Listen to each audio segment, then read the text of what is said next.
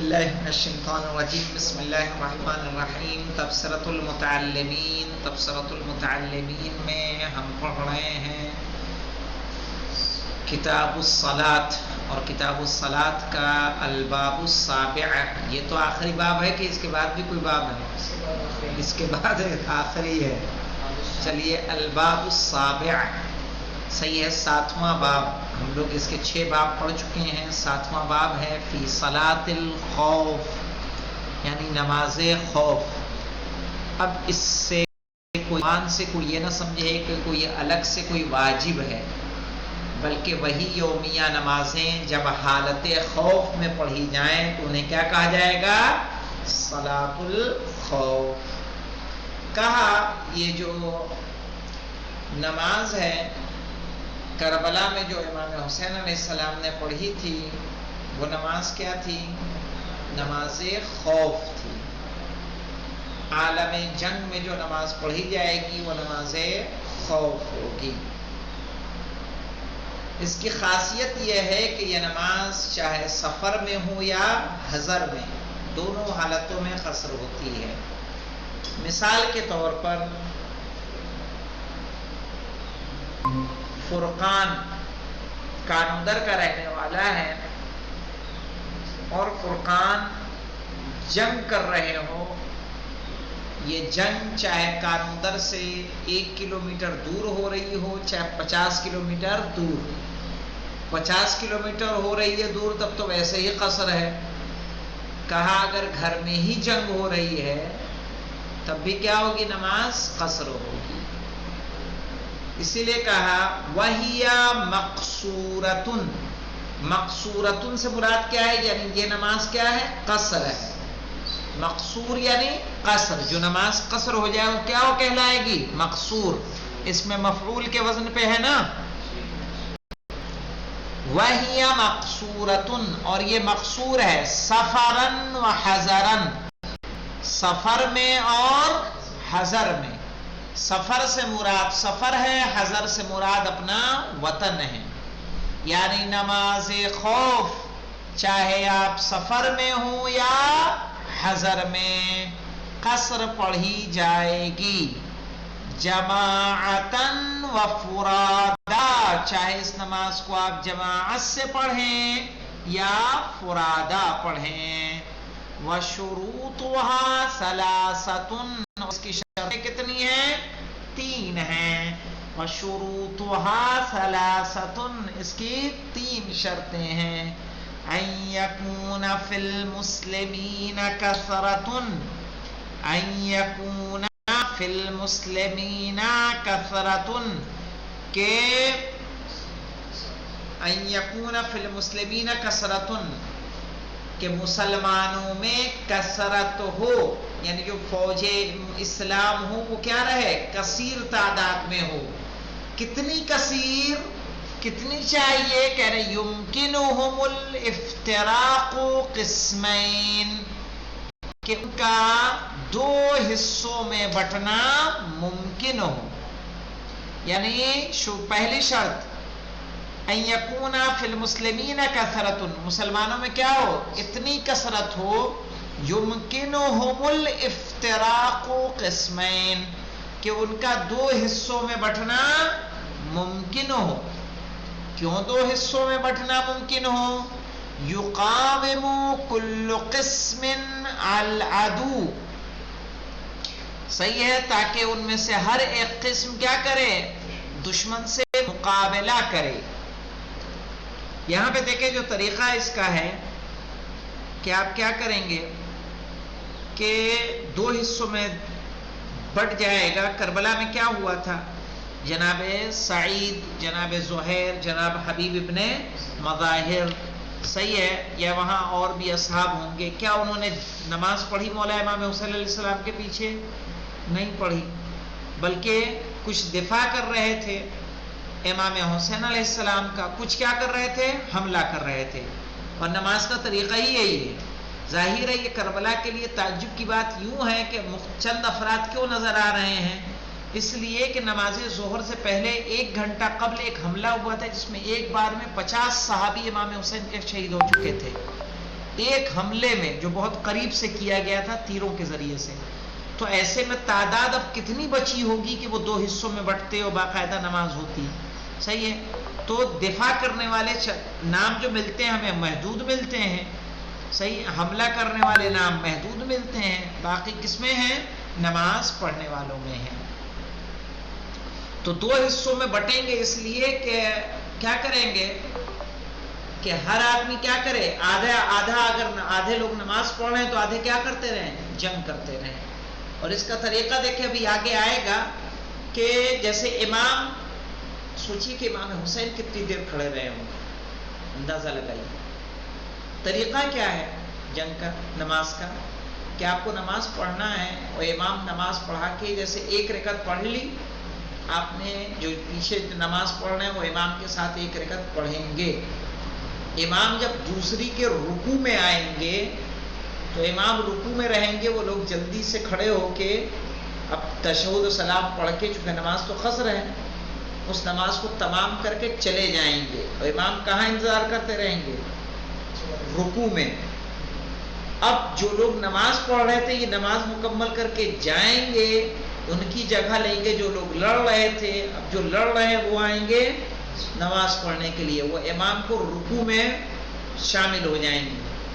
رکوع میں شامل ہوں گے تو 1 رکعت جماعت سے ہو جائے گی، اور پھر امام تشہد میں ان کا انتظار کریں گے، یہاں تک کہ وہ لوگ کھڑے ہو کے کیا کریں گے؟ اپنی دوسری رکعت مکمل کریں گے، اور مکمل کر کے امام کے ساتھ پھر تشہد میں واپس شامل ہوں گے، اور امام ان کے ساتھ تشہد اور سلام پڑھیں گے.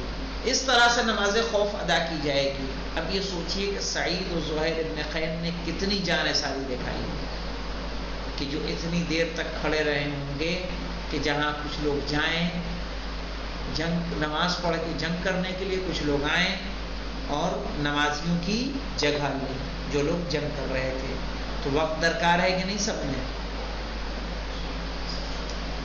کہہ رہے ہیں کثرت ان یکون فی المسلمین کثرت، مسلمانوں میں کیا ہو؟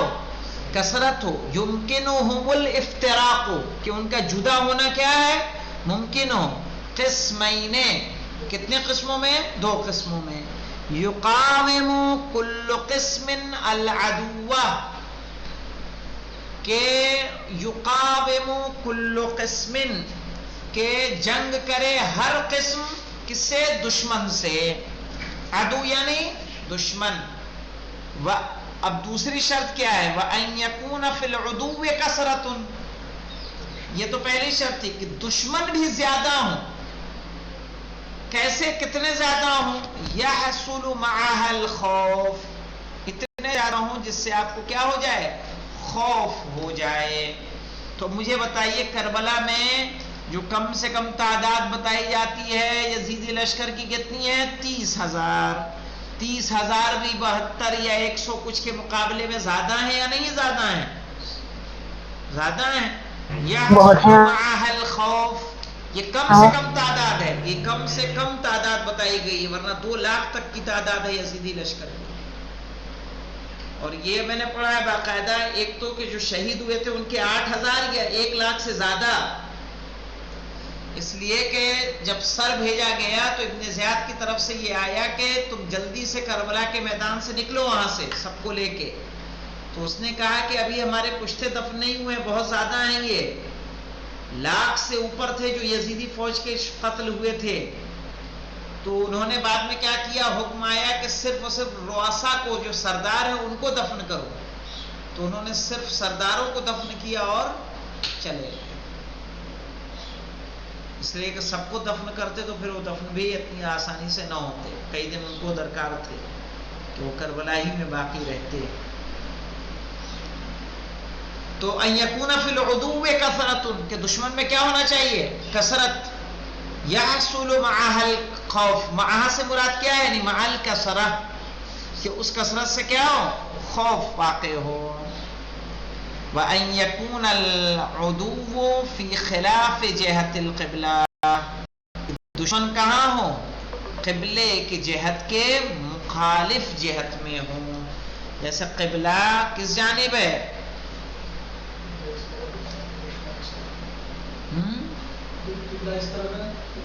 دشمن اس طرف ہونا چاہیے.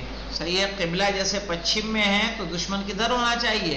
پورب میں ہونا چاہیے. کیفیتها یعنی کیفیت صلاۃ الخوف.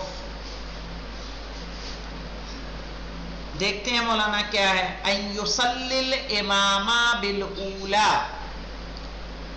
اولا الفئۃ الاولی. یصلی الامام بالاولی کہ نماز امام پڑھیں گے پہلے گروہ کے ساتھ رکعتن. کتنی رکعت؟ ایک رکعت. وَيَقِفُ فِي الثَّانِيَةِ اور دوسرے میں کیا؟ وَيَقِفُ فِي الثَّانِيَةِ اور رکے گا ٹھہرے گا کس میں؟ دوسری رکعت میں. حَتَّى يَتِمُّ یہاں تک کہ وہ کیا کر لیں؟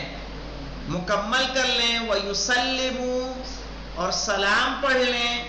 فَيَجِيُّ الْبَاقُونَ تو باقی لوگ آ جائیں. صحیح ہے. فَيُصَلِّ بِهِمُ الثَّانِيَةَ تو ان کے ساتھ وہ کیا کریں؟ دوسری رکعت نماز پڑھیں گے. وَيَقِفُ فِي التَّشَهُّدِ اور پھر ٹھہر جائیں گے کہاں؟ تشہد میں. حَتَّى يَلْحَقُوهُ یہاں تک کہ وہ لوگ امام سے کیا ہو جائیں؟ ملحق ہو جائیں جنہوں نے بعد میں جوائن کیا تھا. فَيُسَلِّمُ بِهِمْ اور امام ان دوسرے گروہ کے ساتھ کیا کریں گے؟ سلام کہیں گے. وَإِنْ كَانَتْ ثُلَاثِيَّةً اور اگر 3 رکعتی نماز ہو. صَلَّى بِالْأُولَى رَكَعَةً تو پہلے گروہ کے ساتھ کیا رکعت نماز پڑھیں گے؟ ایک رکعت. وَبِالثَّانِيَةِ رَكَعَتَيْنِ یا دوسرے کے ساتھ 2 رکعت. اَوْ بِالْعَكْسِ یا اس کا عکس کر دیں. کیا مطلب عکس کرنے کا؟ عکس کرنے کا مطلب یہ ہے کہ پہلے کے ساتھ 2 رکعت تیسرے میں انتظار کرتا رہے اور دوسرے والے گروہ کے ساتھ 1 رکعت نماز پڑھے. تو اتنا مجھے بتائیے سمجھ میں آیا یا نہیں آیا؟ آغا جو اوپر کی باتیں تھی وہ تو آ گئی لیکن طریقہ نہیں سمجھ میں آیا کہ یہ تو بڑا بھاری لگ رہا ہے. نہیں کوئی کہاں بھاری رکیں نہیں گے ہے. کہاں چلیں گے؟ کچھ نہیں. نہ رکنا ہے نہ چلنا ہے. دیکھیے ہمیں بھی طریقہ سمجھ نہیں آیا. سنا طریقہ کو دیکھیے کیسے.